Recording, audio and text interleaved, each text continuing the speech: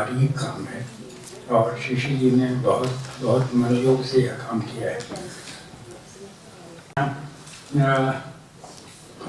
लक्ष्मी निवास सिंह जो Sindhi fertiliser factory में थे, मदन गहना लगा हो स्त्री के शरीर पर तो आंखें पहले कहाँ टिकेंगी? गहनों पर। तो बिहारी लाल कह रहे हैं कि जैसे ये पावदान का कविताएं ऐसी हैं जो आप पढ़कर मौन हो जाएंगे, कविता आपको खामोश कर देती है। टीआई का उदाहरण दे रहे थे जी, कैसे मानो विधितन अच्छी छवि, मैं अर्थ बता दूंगा चूंकि ब्रज भाषा है इसलिए। स्मरण सुनाया था, मैं एक संस्मरण सुना दूं।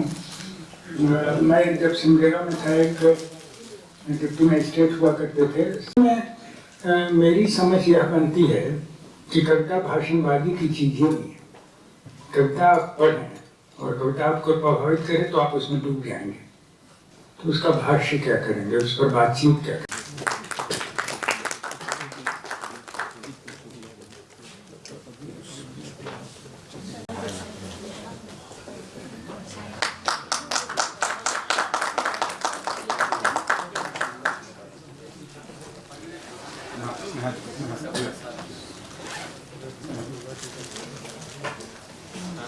कि प्रेम की, मैं ये दाम्पत्य प्रेम हुआ, दाम्पत्य प्रेम की यह अभिव्यक्ति केवल भारत में संभव है और इस तरह की उक्ति केवल भारतीय स्त्री की ही हो सकती है। तो प्रेम के इतने सारे रंग हैं ना कि आदमी लिखता रहेगा, कई रंग हैं। बहुत पहले जब युवा था, प्रमोद बाबू बैठे हैं बगल में, D.H. लॉरेंस की किताब लेडी चैटर्जी लवर, आप में से बहुतों ने पढ़ी होगी, बहुतों ने नहीं भी पढ़ी होगी, नाम तो सुना ही होगी। वो जो लेडी चैटर्जी का प्रेमी है वो गार्डन कीपर है और उसके प्रेम को देखिए, वो मैं बहुत मानसर है, लेकिन वो मानसर प्रेम के बहाने जिस ऊंचाई पर वो पहुंचा, वो जैसे बेहोश है, जैसे वो विक्षिप्त है। इन्होंने महिलाओं की तरफदारी की। प्रेम में कोई महिला पुरुष अगर सच्चा प्रेम है तो पागल तो मजनू हो गया था, लैला पागल नहीं थी।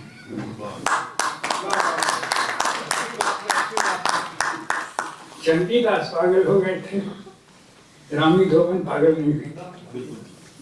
तो प्रेम की मैंने भारत का नाम ले दिया, अरब कंट्रियों का नाम ले दिया। तो प्रेम यदि सच्चा है तो वो बराबर आग लगी हुई है ना, तो शेर जुगला दोनों तरफ है, आग बराबर लगी हुई। प्रेम में ये दोनों तरफ, जब तक इसीलिए आज जो जिस वह शिपन की कहानियां अखबारों में, जिनको दोहराया नहीं जा सकते, इनको शब्दों में भी याद करना गंदा लगता है।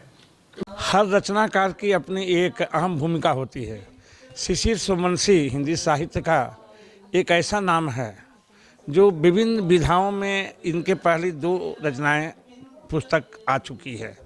इन्होंने देखा और परखा कि आज प्रेम की जो स्थिति हुई है, प्रेम के महत्व को लोग नहीं समझ रहे हैं।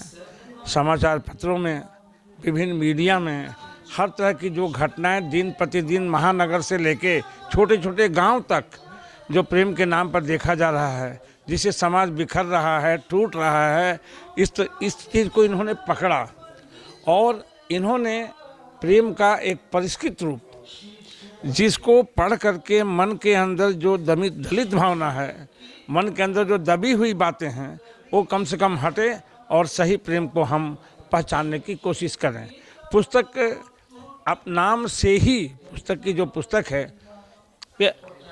अंश कोई न कोई व्यक्ति किसी न किसी का अंश होता है। हम माँ बाप के अंश हैं, लेकिन इन्होंने प्रेम को जोड़ा, प्रेमांश, प्रेम में जो अंश समाहित है। और यह देखा गया है कि चाहे देश हो या विदेश है, कहने के लिए हम कह देते हैं कि कविताएं की स्तर गिर चुकी है, कविताओं की स्थिति अब ठीक नहीं है, लेकिन सही अर्थों में देखा जाए, आप विदेश की रचनाओं को पढ़िए और अपने देश की रचनाओं को पढ़िए। देश की रचनाओं में आस्था है, देश की रचनाओं में विश्वास है, देश की रचनाओं में करने का गुण है, देश की रचनाओं में समर्पण है, और यह सब प्रेम में है। हम जिससे भी प्रेम करते हैं, वो अपनी प्रेमिका हो, पत्नी हो, देश हो, सेना हो, कुछ भी हो, लेकिन जब तक समर्पण की भावना नहीं रहेगी, जब तक जिससे हम प्रेम करते हैं उसके दर्द को हम नहीं समझेंगे, तब तक प्रेम की न परिकल्पना हो सकती है, न प्रेम के विषय में कुछ कर सकते हैं। आत्मा का अर्धांश नाम से है और ये प्रेम कविताओं का, जिसमें 112 कविताएं हैं, उनका संकलन है। जीवन की विभिन्न अवस्थाओं में किस प्रकार प्रेम आरंभ होता है और परिणत तक प्राप्त करता है, उस तरह की कविताओं को 8 हिस्सों में बाहर बांटकर पाठकों के लिए प्रस्तुत किया गया है और आद्योपांत प्रेम पर ही ये संकलन केंद्रित है। क्या और भी सब्जेक्ट्स है तो प्रेम को क्यों चुना? देखिए, समाज में जो स्थितियां रहती हैं वहाँ पर एक जो भावना है उसकी कमी सबसे अधिक महसूस की जाती है, वो प्रेम की है। और उस प्रेम की कमी को कलाकार, लेखक ये लोग भरने का प्रयास करते हैं। और अगर प्रेम कविताओं को पढ़कर समाज में थोड़ी सी भी प्रेम की स्थिति उत्पन्न हो जाए तो समाज बेहतर हो सकता है। इसी भावना के तहत प्रेम का विषय चुना गया। जब टूटती है आस, जब थकती है सांस, जब रूठते हैं अपने, मुंह मोड़ता है जमाना, जब अंगड़ाई लेता है संकल्प, फिर बनती है कहानी, बनते हैं अनमिट निशान। देखिए मेरे साथ संघर्ष की दास्तान।